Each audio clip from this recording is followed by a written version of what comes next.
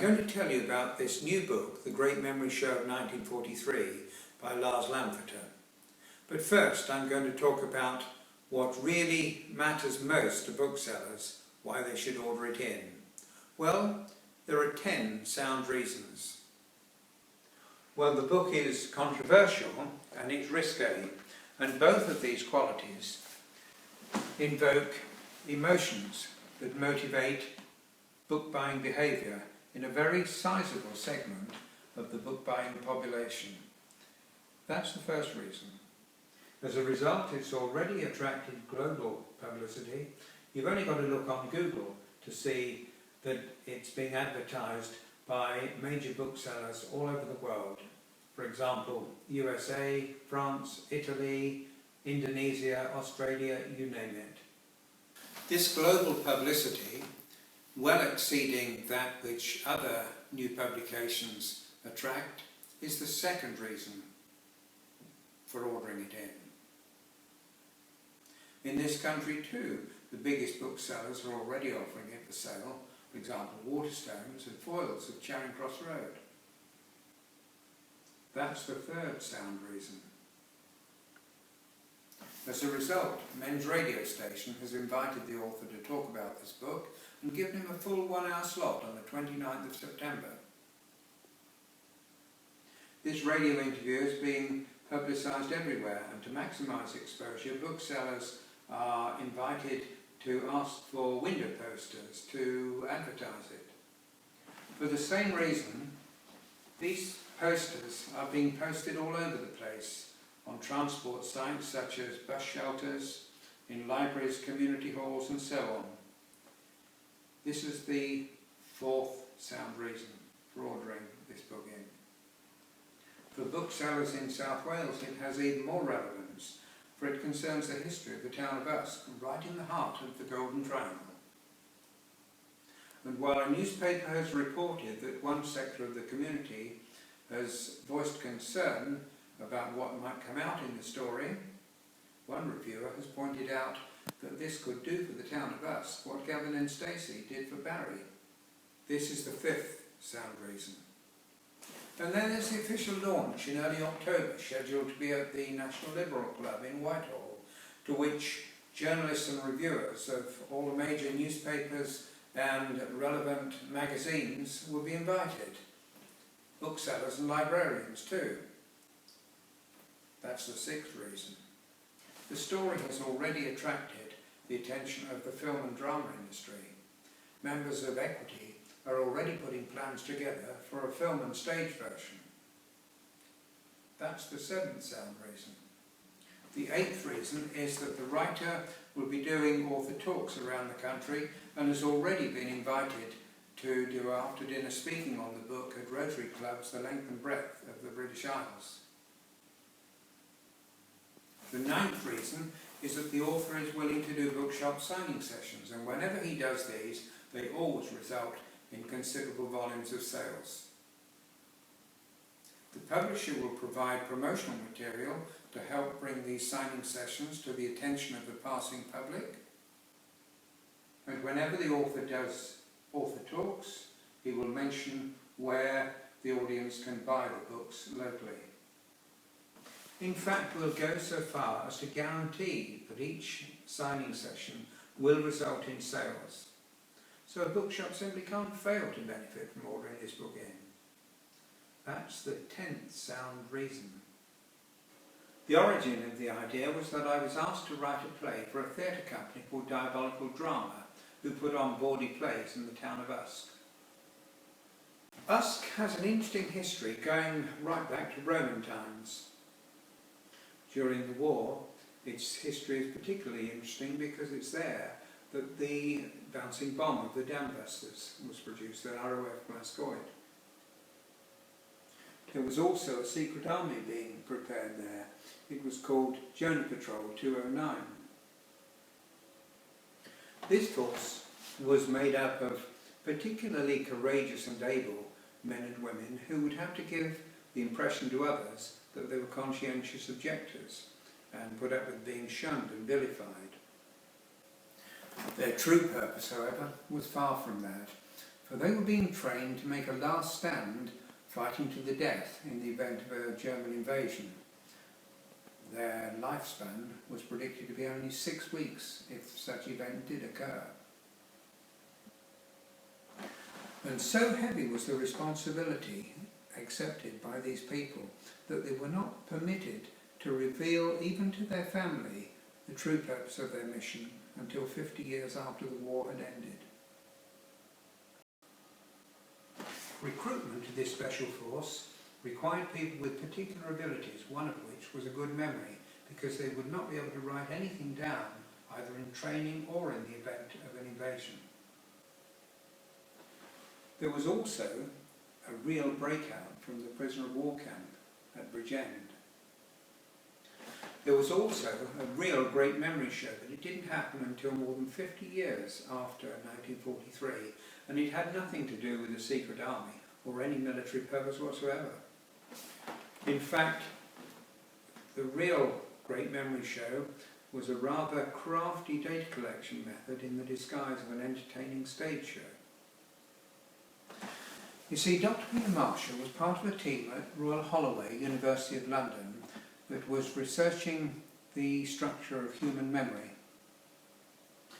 And while most such research focuses on the low end, i.e. people with poor memory, this team was focusing on the other end, people with naturally superior memory.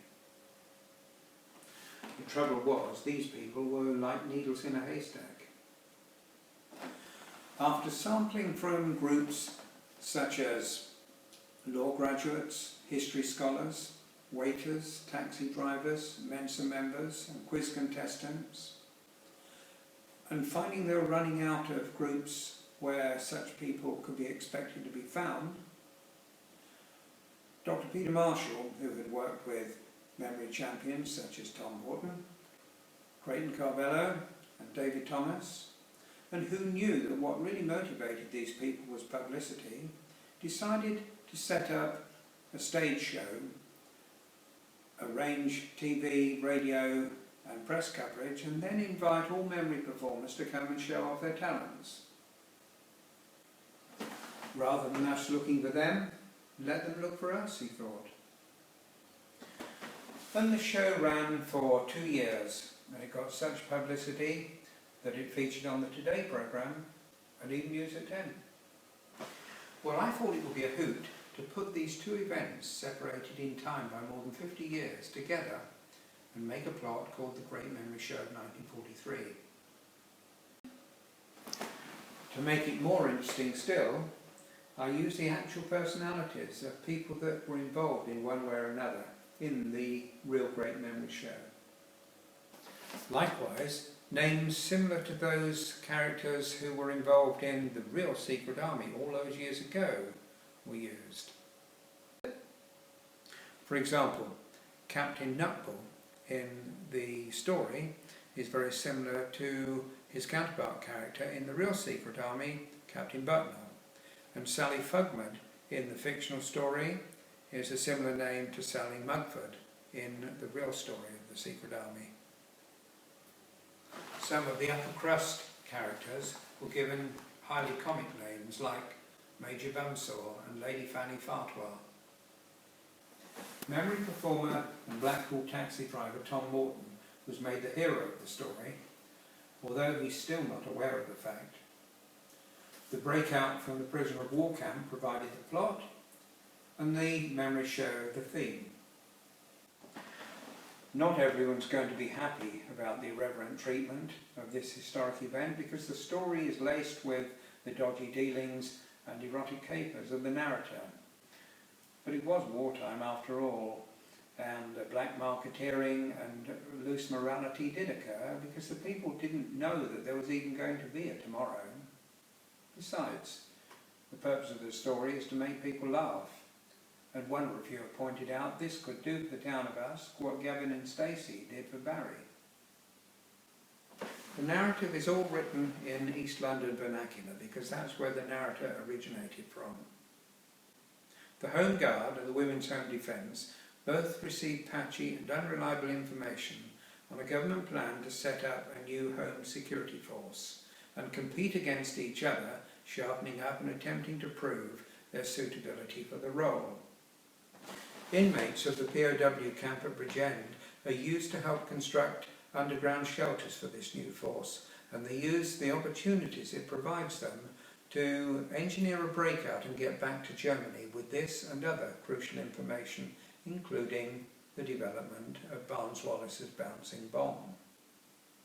In the nick of time, the least likely characters thwart their plan and prevent the tide of the war turning in favour of the Nazis. Throughout the story, the narrator, who is recalling his wartime experiences, is describing his dodgy dealings and erotic capers. Let me give you a taste of the story from the first few paragraphs.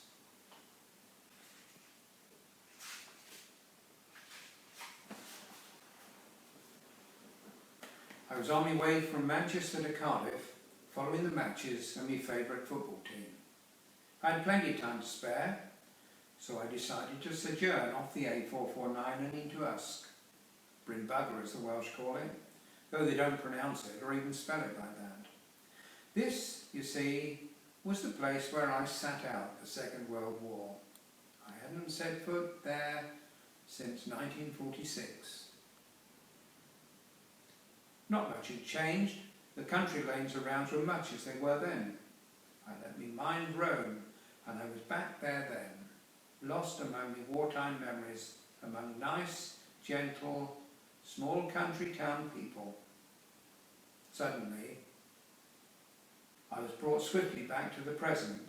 Going round a bend in the road, a woman driver shot over my side of the road, and I had to swerve to avoid her. I hooted me horn, and she yelled, "Pig!" out of her window at me. I turned round and I called her a daft old cow that should learn to drive at the top of me voice. Then I hit something. I turned round and there it was lying in the road, not moving. I'd run over a bloody pig. There was a breach in the fence and the pig had got out. I got out of my car and looked at the damage. The radiator was steaming. It was bust.